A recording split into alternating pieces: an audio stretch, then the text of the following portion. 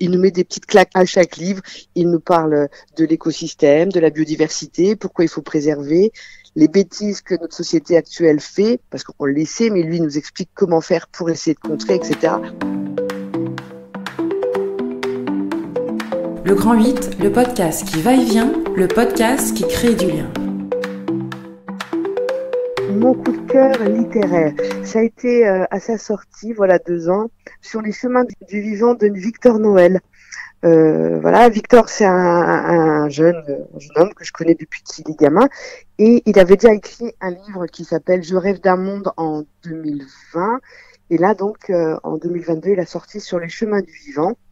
Comme c'est un petit naturaliste très investi dans la cause environnementale, il nous met des petites claques à chaque livre. Il nous parle de l'écosystème, de la biodiversité, pourquoi il faut préserver, les bêtises que notre société actuelle fait, parce qu'on le sait, mais lui il nous explique comment faire pour essayer de contrer, etc.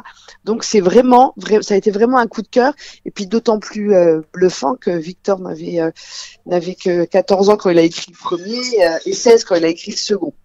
Donc ça c'était assez impressionnant quand même. Qu'est-ce qui vous a le plus marqué à la lecture de son roman ? Sa maturité. C'est vraiment sa maturité, sa capacité d'analyse, ses réflexions très intelligentes. C'est vraiment un gamin intelligent. Et ça m'a vraiment marqué, parce que je me disais, si tous les gamins de cette génération-là avaient ne serait-ce que 50% de sa réflexion, je pense que le monde irait beaucoup mieux, plus vite au niveau environnemental.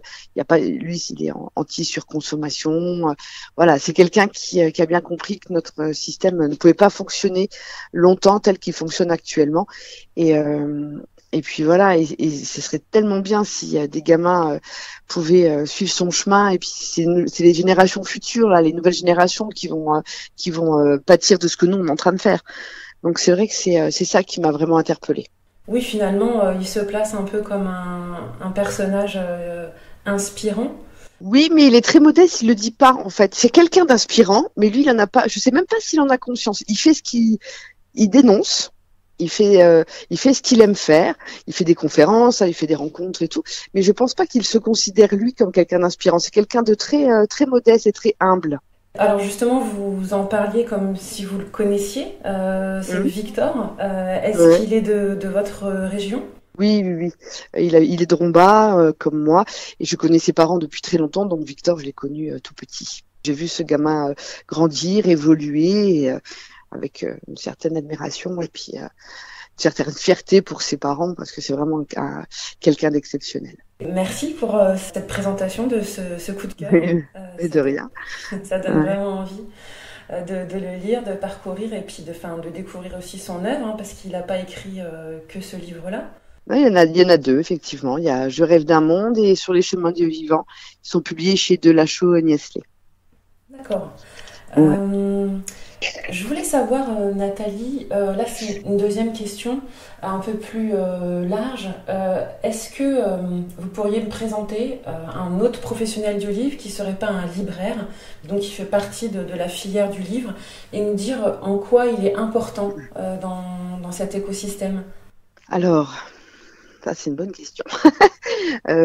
Professionnel du livre, je parlerai facilement des organisateurs. C'est pas une personne en particulier, c'est des organisateurs de salons du livre, parce que ils ont cette démarche d'aller vers les gens, de proposer, de rencontrer des auteurs qui ont parfois des choses à dire ou à présenter, et dans un cadre spécifique. Par exemple, le gros coup de cœur de cette année, ça a été pour moi le salon illustration jeunesse, le Festimage à Cattenom, parce que c'était un tout petit salon avec quelques auteurs, mais c'était très bien organisé, et ça permet d'amener des illustrateurs jeunesse, en plus qui est pas courant dans le coin, d'amener ces auteurs, ces illustrateurs au sein même d'une petite ville.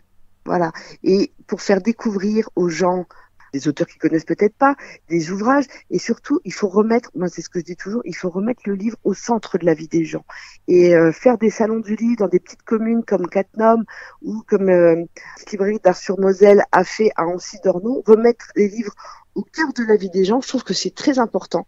Ça permet de sensibiliser à plein de choses. Ça permet aux gens de plus forcément avoir ce rapport un peu des fois difficile avec le livre, parce qu'il y a toujours un côté un peu élitiste à la lecture, à aller dans un lieu dédié à la lecture. Et donc, proposer ce type de salon, je trouve que c'est vraiment très bien. Ça permet tellement de choses, tellement de rencontres, et ça permet... je trouve qu'il y a toujours une positivité incroyable dans ces lieux de rencontre, en fait. Oui, c'est vrai que les salons et festivals du livre, ce sont des catalyseurs et ils permettent d'offrir aussi une vitrine pour les auteurs, les éditeurs et les rencontres qu'il y a autour. Est-ce qu'il y a un autre professionnel du livre qui vous tiendrait à cœur de présenter et nous dire voilà en quoi il est important aussi? Il y a plein d'acteurs du livre que je souhaiterais mettre en avant.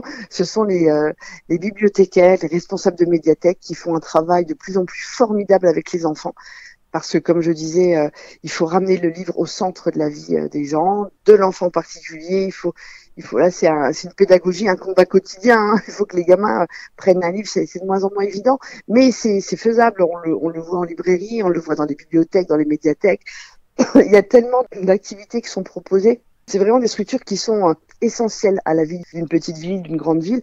Et c'est vraiment ces gens-là que je voudrais mettre en avant parce qu'ils font un travail incroyable. Certains, ont vision des bibliothécaires qui restent assis, qui mettent des tampons sur une fiche, mais pas du tout. Moi, je travaille avec plusieurs médiathèques ou bibliothèques et on voit qu'ils sont investis, ils ont des projets, ils réfléchissent, ils me demandent des conseils en lecture.